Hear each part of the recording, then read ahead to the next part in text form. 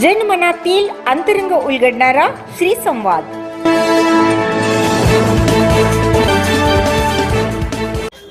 तुम्ही बघा, पालकमंत्री स्टँड एरियामध्ये पान टपरीवर बसून दोन्ही प्रभागाची फिल्डिंग लावत बसले होते.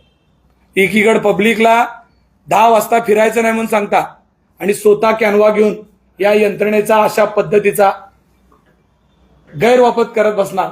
तर हे बघा, वेलकम पान शॉप वर आपल्या जिल्ह्याचा पालकमंत्री साहेब, मंत्री महोदय साहेब, आपण कधीतरी सोलापूरला यायला पाहिजे, सोलापूरचं पालकत्व घ्यायला पाहिजे. पण तुम्ही 8 दिवस ठाम बसून देवेंद्र कोटेच्या नादी लागून तुम्हाला टपरीवर त्यांनी आणून बसवलंय. या देवेंद्र कोटेंनी, ही वस्तुस्थिती. हे किती सोलापूरकरांना ही गोष्ट पटणारी आहे की रात्री पालकमंत्री महोदय स्वतः बसून अशा गोष्टी करत असतील तर इलेक्शन कुठं जाणार आहे.